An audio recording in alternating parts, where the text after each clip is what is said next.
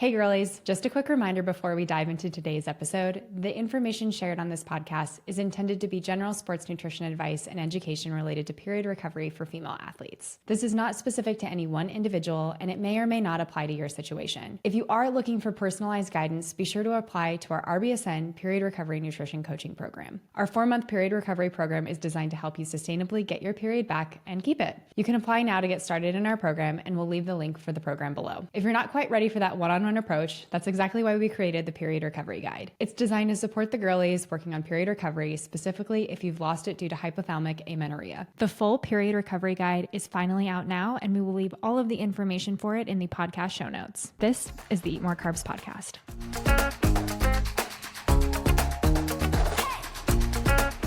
Hello and welcome back. This is the Eat More Carbs Podcast. It's Jenna here with Reilly. We are both dietitians and we talk every Thursday about sports nutrition for the girlies. Specifically, we talk about how to get your period back if you've lost it due to hypothalamic amenorrhea. On today's episode, we're talking about navigating 4th of July, summer barbecues, and things like that when you are on a period recovery journey. Before we get into some of the content today and before we get into some of the questions today, we're going to do our high and low, so sharing just a little bit about our week, the good, and the parts we wish had gone a little bit differently. Reilly, as always, can you kick us off? My high and my low are the same story. Love it. I'm really excited to share it with you. My training has officially begun for the New York Marathon. That also means my training has officially begun for the New York Marathon. It's happening. Oh my gosh, I'm so excited. This is so exciting. This is training officially for your first full marathon. I know that you had plans to do a full marathon previously, but then the lovely gift of Charlie. And so you didn't end up running that. You deferred running that marathon and you ran the half the year later. So how are you feeling about starting training? Have you looked ahead at your training plan? I know you have. So what are you thinking? What are you feeling? I'm trying to take it piece by piece, because I think if I look too far ahead, I'm going to get stressed, because I'm going to be like, how can I run this mileage? How can I do all of these things? So I'm trying to take it week by week. And I felt really good up until this point, because my goal was to really try to get to 25 to 30 miles per week and still be able to strength train and not feel exhausted all the time. I'm excited moving into that. I have mixed feelings. I feel like this is how it is when you have a goal. No matter what your goal is, some days you're I freaking got this. Let's go. I'm on top of the world. And then other days you're this sucks. I'm over it. I'm done with it. Right? We see this all the time in period recovery. I think it's just going to be depending on the day. Right now I'm feeling good. In a week, maybe I'll be why did I sign up for this? But I'm excited. I'm super excited, and I cannot wait to hear about how training goes and how running the actual marathon goes. We will continue to have Reilly share all of these updates along the way. Well, we're super excited to cheer you on and learn about what peak mileage looks like for you, what tapering looks like for you, and following you along for this journey for running the New York City Marathon. Personally, I am so excited to hear about this experience. This is such a huge, exciting race. It's one of the world majors, and for this to be your first marathon, that's so exciting, and I can't wait to secondhand experience it. I've joked multiple times that I'm going to fly out there and watch you run it, just because it's even amazing to be a spectator at a race like this. The running community and things like that. It's just so fun. So I love that. Okay, well, I secretly want you to go to New York so that I can see you 3 times this year. We need that. We definitely need that. Plus, I'm not saying that Robbie wouldn't be a great sports dietitian on the sidelines, but I would have got you on the side for what you need for nutrition and hydration along the course. I also wouldn't get as mad at you as I would at him. Not to get sidetracked, but Robbie's really great. He's so supportive of me. And something that we've been doing lately, which is kind of funny, but I feel like you and Nolan might do this too. But we've been doing a lot of research on the marathon, and you can actually watch somebody run the entire marathon. People record themselves from start to finish. And because Rob's was looking it up, because he was where can I see you? Where can I spectate? People will literally record their entire route. And it's actually insane, because the entire route, it's 26.2 miles. Besides the bridges, are packed with people on the side. Every single street has all these people, everybody's cheering. And it's just like you mentioned, such a cool environment. I think that's one of the best things about running a marathon, is when you have a good crowd to help push you along, because I have run races before that haven't been as heavily spectated. And those moments when you're out what feels in the middle of nowhere and maybe not a lot of runners around to help lift your spirits in the middle of long mileage, that can get kind of hard. So I am so excited that you have a great race to run, and I know this is going to be such a good one for you. I'm so excited for you. Thanks. I'm excited. I cannot get hurt. How about you? How's your week going? Oh my gosh. Okay. I have to share this story. My high real quick, I will say that, is just that summertime is such a great time because we get get to see friends and family. There's weddings and travel and all sorts of stuff. So just very, very thankful that we have the ability to see family and friends that don't necessarily live close to us. So that's my high. My low, this is my story. My dog George, always involved in a low for sure, but he is not a dog that barks. He does not bark at the door. He does not bark at all. Like he just doesn't bark. On a very few rare occasions have I heard George bark. Very few. Like I could count on a single hand. Sometimes George will sleep in our bedroom with us. Other times he will not. And when he doesn't, we shut our bedroom door and he just like wanders around the house. He has free range. The other night, in the middle of the night, like 2 a.m., George barks at our door. And I am very startled, woken up because I'm like, what is happening? Like, is there someone in the house? Is there something in the house? Like, this is so unusual for George to bark and bark in the middle of the night at our door. So I'm already like a little unnerved. My husband gets up to like check on everything. He lets George in our room. George comes and like checks on me, lays down. And I'm like, my heart is racing because I'm like, there's someone in the house. Like this is so unusual for George to bark in the middle of the night. So Nolan does like a check around. He's like, everything's fine. It's all good. But he leaves the bedroom door open just in case George wants to go back out, which is what we usually do. So he comes, gets back in bed. I'm starting to finally like calm down. I'm like, okay, there's nothing wrong. It was just a weird thing that George wanted to come in here and didn't know how to tell us to open the door. And so I'm finally like, okay, my heart rate is finally coming down. Our AC kicks on and it creates a draft that causes our bedroom door to slam shut. And I'm like right at that point where you're starting to fall asleep, but not totally asleep. And it startled me so bad. And my heart rate got up so high that I could not fall back asleep after that. At that moment, the door shut. I was like, someone's in the room. This is it. I've watched too many murder documentaries. I've listened to too much true crime podcasts. And I was like, I need to be ready to fight. Like my fight or flight response was kicked on so high and I could not fall back asleep out of that. George and Nolan were totally fine. Me, no. I did not sleep. And I have been so jumpy that like we had a bird fly into our window and it was like in the evening we were eating dinner and I got so freaked out. So like the smallest noises and things like that are making me so jumpy right now because of what happened the other night. And I'm not sleeping well because I'm like concerned. I don't know. My brain is doing something really weird with thinking that something's happening that's not in my house right now. So that's my low, is that I'm not sleeping well because of my dog who doesn't do anything wrong. Like he didn't do anything. He just wanted to be let in the room. And I'm sure Nolan and George are fast asleep every night. Of course, yeah. So that's my low. But anyway, hopefully I get some better sleep. And today's episode, we are going to be talking about navigating summer barbecues, 4th of July, and all of that fun stuff that happens this summer while you are on a period recovery journey. Happy almost 4th of July. Yay! It's summer. I feel like it's officially summer like after the 4th of July. That's so true. Yeah. And 4th of July is just a lot of fun, but we're going to talk about like how to navigate 4th of July, summer barbecues when you're on a period recovery journey. Before we do that though, what are your plans for the 4th? I am going to be in Oklahoma with my sister and her family, which is super fun. I have 2 nieces and I love them both dearly. And to like just watch them get to experience like the magic that is fireworks and the 4th of July and sparklers and barbecue is just so fun. Like there's just something like so fun about watching like a child experience it for the first time and like all of that good stuff and like watching them create their own family traditions. I'm sure you probably feel similarly about watching your own daughter get to experience like those fun first time tradition type of things. Yeah. It's just so fun like to witness like the world through a kid's eyes and like a child's eyes because they're so excited and they're so like enthralled with everything. I love that. What are you guys doing for the 4th of July? We're just going to the mountains.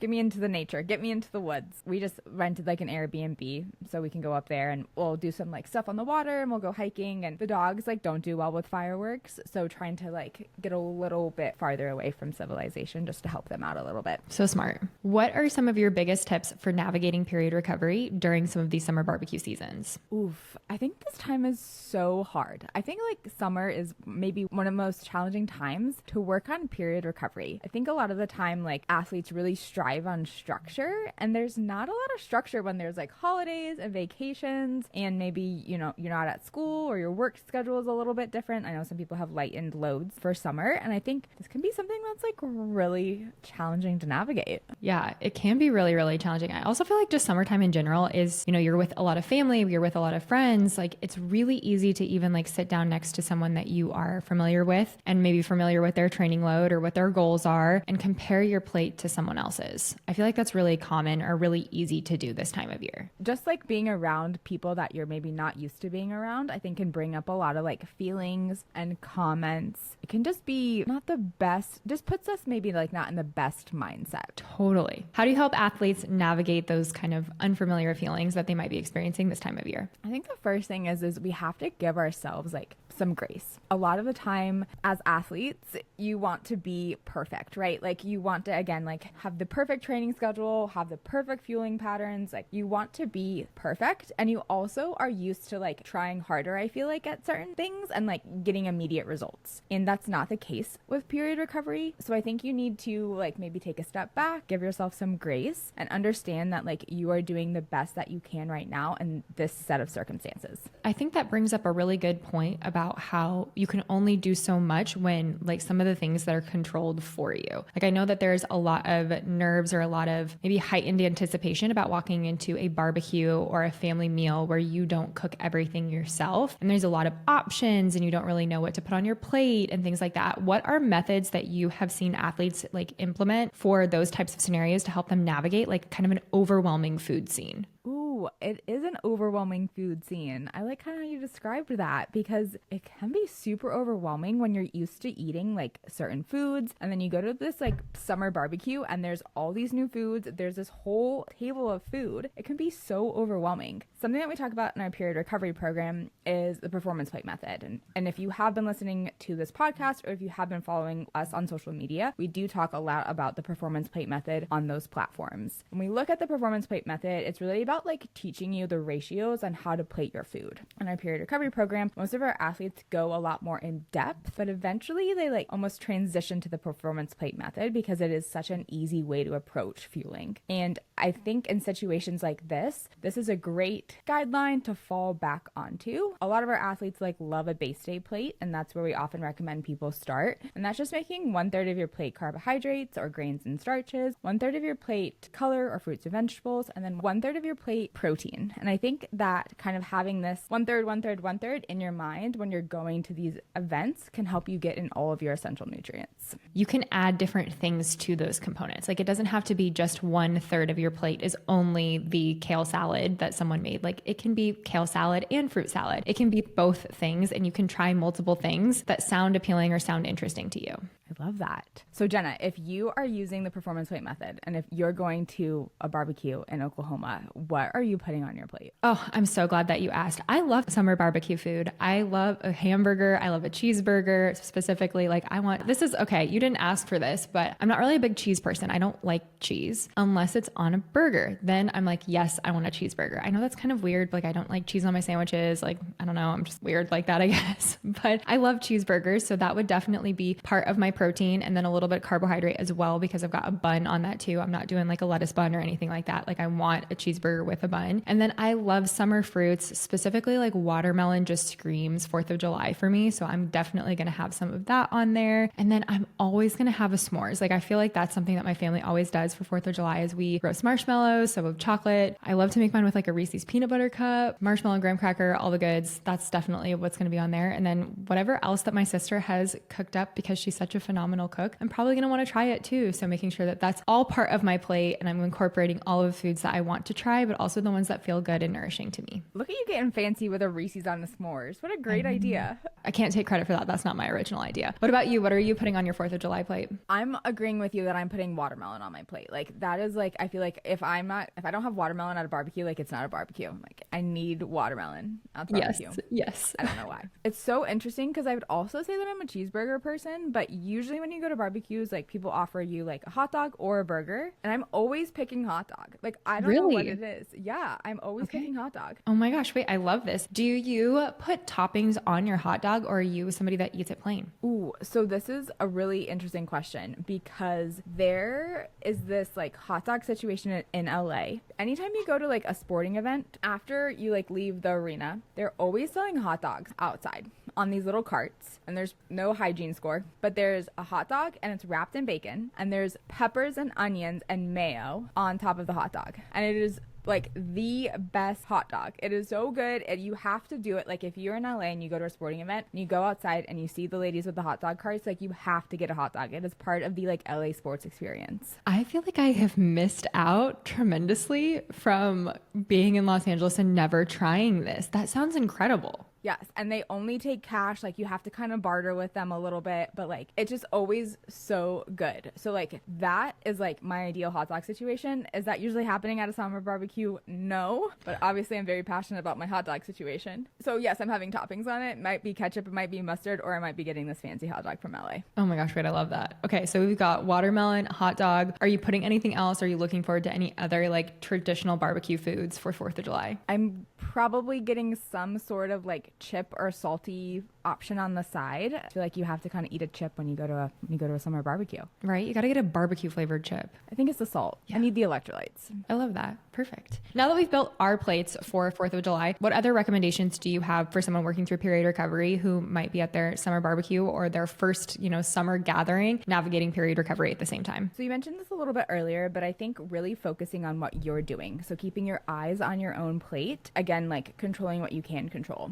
You're an athlete and you probably are going to have eyes on you. So people are probably going to be looking at how you're feeling, the options that you're choosing. And this can be something that's really overwhelming and intimidating, especially if you're going to get comments on your plate. So I think mentally preparing for that almost, even though it's not right, people are making those comments, they're probably going to happen. So just reminding yourself, like, you know what your body needs, you know how to fuel, your needs are going to be different than others around you. We've talked about this a lot on this podcast before, but if someone has comments about your fueling or about the choices that you're making with your fueling, that you don't have to have a conversation if it doesn't feel right for you. And of course, like if you're ready to have that conversation, yes, of course, please do, but you don't have to have a conversation about it or explain any of the reasons why you're making the choices that you're making with your fueling. Yes. As dietitians, we get these questions and comments all of the time. Something that I've found really helpful personally is like coming up with almost like canned responses and like preparation for getting this feedback. And they're not mean things, but like I'm not going to engage in this conversation, right? Like if you say something negative about food in front of my daughter, like that might be a different situation because I don't want that. I don't hold space for that, but like you can come at me, I'm fine, like no big deal. So I think like coming up with some like practice, like, responses or things like that to just to kind of help navigate those comments when they come your way. Do you have a go-to one-liner for when someone makes a comment about what you're choosing to put on your plate? I'll answer this through an athlete lens because I think that would probably be more helpful. A lot of athletes have found something like when people make comments like, thanks, I'm fueling my body properly, or like, thank you, I have different needs as an athlete, and being nice about it, right? Like coming up with something that pleasant, but then almost kind of like shutting down the conversation a little bit. I like that. Do you practice anything similar? If I'm receiving a comment about what I'm putting on my plate or how I'm choosing to fuel my body, I just simply respond with, yep, all food fits, and then I move on. I love that. It's my motto with fueling, I guess. It's really good advice.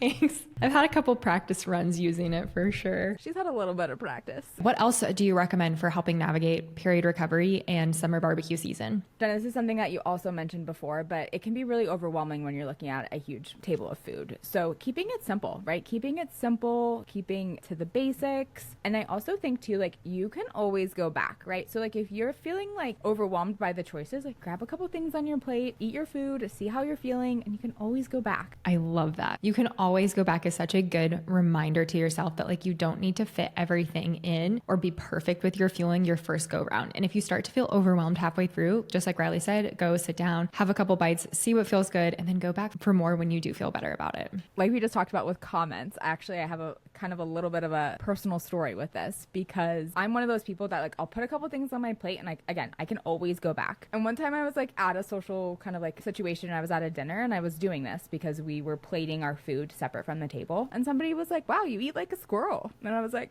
what? How do I eat like a squirrel? Like, well, you just like put a little bit on your plate and then you go back. And I'm like, well, yeah, because like I'm listening to my body. Thank you. I'm honored, actually. Thank you. Thank you. What a compliment. What a high compliment. Thank you so much. When you are looking at those tables that can be slightly overwhelming food scenes, when there are just so many options, don't let that fear or that like overwhelming sense of like options stop you from staying consistent with your period recovery journey. Reilly and I talk about so often how important consistency is with fueling your body consistently, having meals and snacks throughout the day, but then staying consistent over a longer period of time. Even if food situations or food scenarios feel overwhelming, don't allow that to be the thing that stops you from being consistent consistent that day in your period recovery journey. There are always options. And even if it's not a quote unquote perfect day of fueling, you can still remain consistent with fueling your body. And that's something that we often talk about on this podcast. And if you have listened to other episodes, you will have heard us talk about this multiple times. But that consistency piece is so important. And it's not really what you're doing at one specific meal. It's the trend over time. So how are you consistently fueling your body? How is it like day to day to day, or week to week to week, or month to month to month? It's not just like in a 6-hour period of time. Yes, so true. Is there anything else, like final tips that you have for navigating summer barbecues, summer like gathering season, which is like fully upon us right now when you are navigating period recovery? Last thing I'm going to say is you are still an athlete and you have to fuel your body like one. If you have a summer barbecue planned or you have a holiday event, that doesn't mean that you're not an athlete. So aside from fueling properly during your summer barbecue, we have to make sure that you're fueling properly throughout the day. You shouldn't be saving up, air quotes. If you're watching the video feed right now, you see it, but you shouldn't be saving up for your summer barbecue. You should still be eating before training. You should still be bookending your training sessions with carbohydrates and protein. You should still be hydrating. You should be still consuming your electrolytes. You are still an athlete. And if you are listening to this podcast, your goal is probably to still get your period back. So those two things should not maybe disappear on summer barbecue days. We have plenty of resources about how to build a fueling timeline around a morning session or an afternoon session on Instagram. So you can give either Reilly and I's Instagrams a scroll and probably find something that can help you navigate setting up a successful day with a barbecue or some type of holiday meal worked in. Thank you so much for listening to this episode all about getting your period back while navigating summer barbecue season. If you do have questions for Reilly and I, please reach out to us. You can find us online. You can find Reilly at easy.sports.nutrition, and you can find me at jenna.fisher.nutrition. Thank you so much for listening. Please make sure you rate, subscribe, and review. And as always, remember to eat more carbs.